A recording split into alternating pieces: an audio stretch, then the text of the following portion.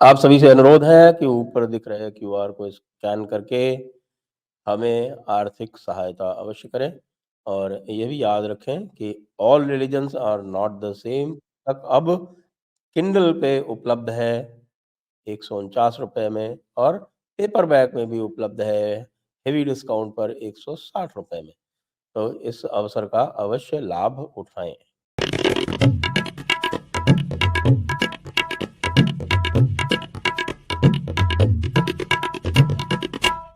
पश्चिम बंगाल की राजनीति में भूचाल आ गया है, उबाल आ गया है और उसके लिए पूरा का पूरा क्रेडिट, पूरा का पूरा श्रेय ममता बनर्जी को ही जाना चाहिए। और ये 2 कौन से कार्यक्रम हुए हैं जिसके कारण ये भूचाल और उबाल जो है वो एक शिखर पर पहुँच गया है, वो है नंबर 1 अभिजीत गंगोपाध्याय, जस्टिस अभिजीत गंगोपाध्याय का इस्तीफा और उनकी घोषणा कि वह 7 मार्च को भारतीय जनता पार्टी ज्वाइन करने जा रहे हैं।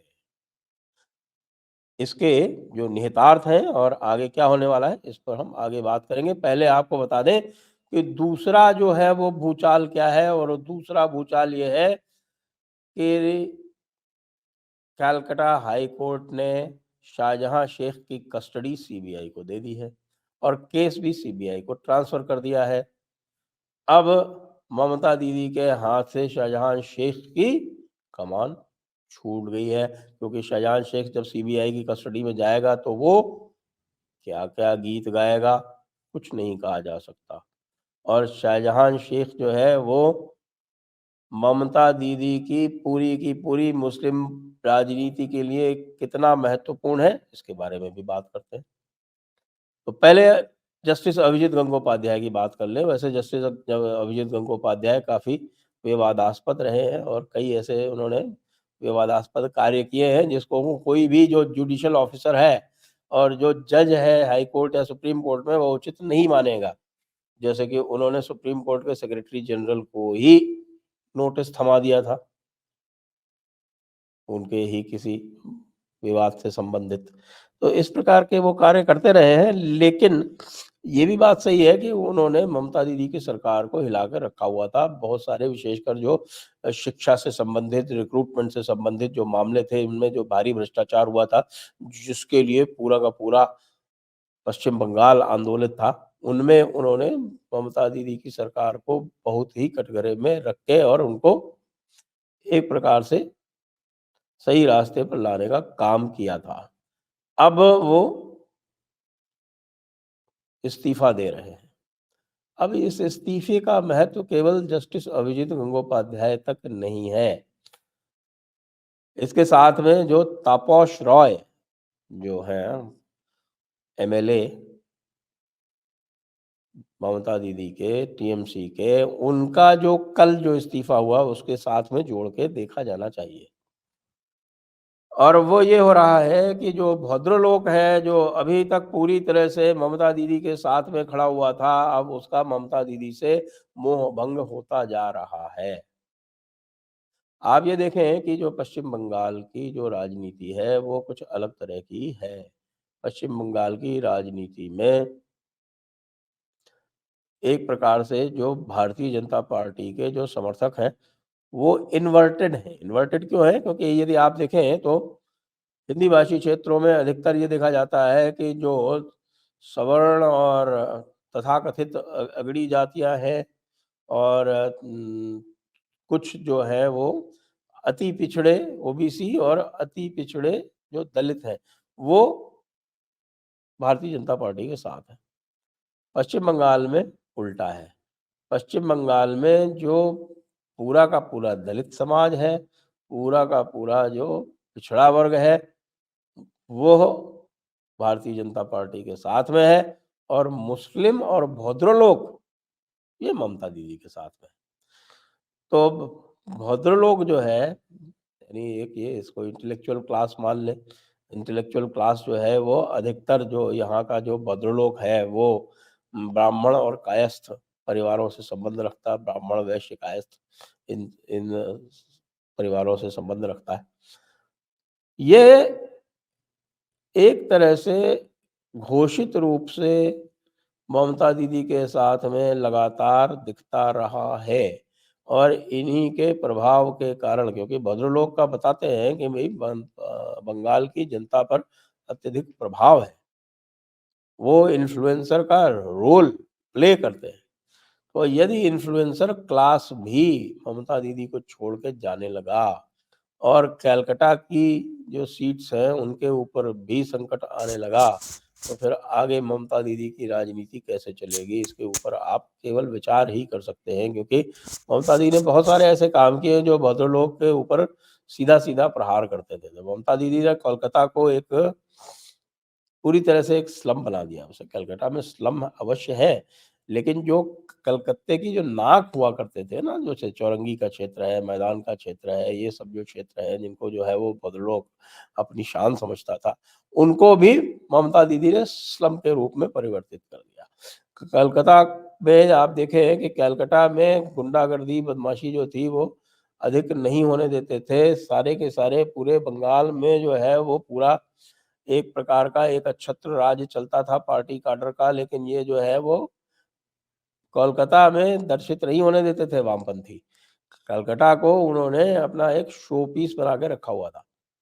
ममता दीदी ने उस शो पीस को भी समाप्त कर दिया। वैसे भी पता चल रहा था कि कलकत्ता के जो है वो आत्मा तो समाप्त हो चुकी थी, या पश्चिम बंगाल की आत्मा समाप्त हो चुकी थी। वो पूरी तरह से मार्क्सिस्ट और लेफ्टिस्ट और एक प्रकार से जिसको हम कहते हैं कि विघटनकारी और विध्वंसकारी विचारधारा के रूप में परिवर्तित हो चुकी थी। लेकिन कोलकाता एक शो पीस के रूप में विद्यमान था।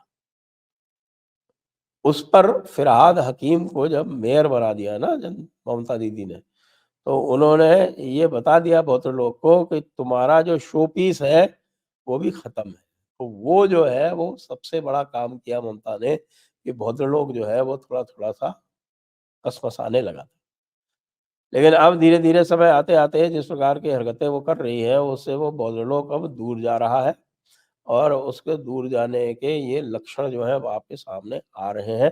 भद्रलोक चला गया यदि यदि 30-40% भी भद्रलोक चला गया तो ये मानिए कि पश्चिम बंगाल में ममता को कोई नहीं बचा सकता, ना 2024 में और ना 2026 में। ये हुई एक बात। और अभिजीत गंगोपाध्याय के लिए कहा जा रहा है कि वो तमलुक से चुनाव लड़ेंगे। तमलुक मतलब तमलुक वो स्थान है जो कि शुभेंदु अधिकारी का एक प्रकार से तमलुक कांति, ये 2 जो क्षेत्र है ये पूरी तरह से इनके अधिकार क्षेत्र में है। हम लोग से दिव्येंदु अधिकारी इनके भाई वो हुआ करते हैं एमपी, और कांति से उनके पिता हुआ करते थे शिशिर अधिकारी, जिनके स्थान पर उनके दूसरे भाई यानी सोमेंदु अधिकारी को वहां से बना दिया गया है कैंडिडेट। लेकिन चूंकि मुझे लगता है कि पश्चिम बंगाल हो या कोई और भी प्रदेश हो, भारतीय जनता पार्टी को यह कठिनाई तो अवश्य आ रही होगी कि भाई 2 भाइयों को कैसे बना दें, जबकि शुभेंदु अधिकारी पैसे से है पहले से ही वहाँ है। तो ये एक रास्ता निकाला गया दिखता है। तो अभिजीत गंगोपाध्याय कल को लोकसभा का चुनाव तमलुक से यदि आपको लड़ते दिखाई पड़ जाए तो आपको आश्चर्य बिल्कुल नहीं करना चाहिए। दूसरा जो मामला है वो शाहजहां शेख का है। शाहजहां शेख जो ममता दीदी की पूरी राजनीति जो पश्चिम बंगाल और बांग्लादेश के बॉर्डर्स पर यानी कि उनके सीमावर्ती क्षेत्रों में जो होती है उसका प्रतिनिधि है।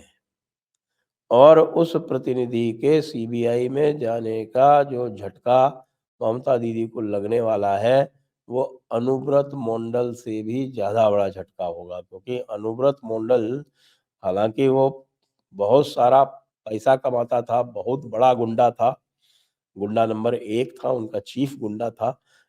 और वो पूरा जो मॉडल जो बना रखे थे वो क्लब मॉडल जिसको कहते हैं, और जिसमें पूरा का पूरा हर गतिविधि किसके हर एक के घर की गतिविधि जो है वो पूरी नियंत्रण में की जाती थी क्लबों के माध्यम से, लोकल क्लब्स के माध्यम से। वो उसका एक प्रकार से पायोनियर था वो। प्रणेता था। लेकिन जो बॉर्डर एरियाज़ में जिस प्रकार से वो अंजाम दिया जाता था, जो पूरी तरह से एक ये कह लें कि एक नया पाकिस्तान बनाने का जो पूरा प्लान था, जो पूरी योजना थी और उसमें हिंदुओं को पूरी तरह से मार्जिनलाइज़ किया जाना, उनको बिल्कुल जैसे कि मुगलों के काल में प्रताड़ित करके और उनको नीचे रख के और उनकी महिलाओं को अ, उनके साथ दुष्कर्म करके और इस तरह से पूरा उनको एक जिसको हम कह सकते हैं कि सब ह्यूमन यानी कि जो मानव मात्र का जो एक आप कह सकते हैं कि टोटल परसिक्यूशन कह लें उसको, उसका डिग्रेडेशन कह लें उसको, जो भी कहें आप, वो मॉडल जो है वो शाहजहाँ शेख चला रहा था।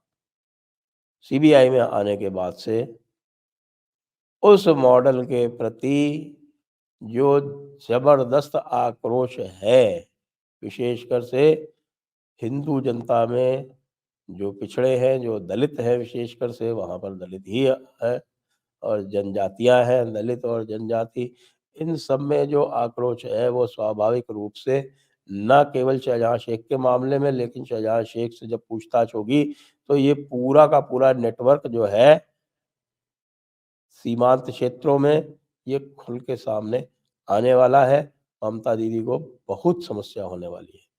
कहीं ऐसा ना हो कि ममता दीदी जो है वो इतिहास के अंतिम पृष्ठों की ओर चलना आरंभ कर दे इस शाहजहां शेख के और भद्रलोक के चलते। जय हिंद, जय भारत, वंदे मातरम।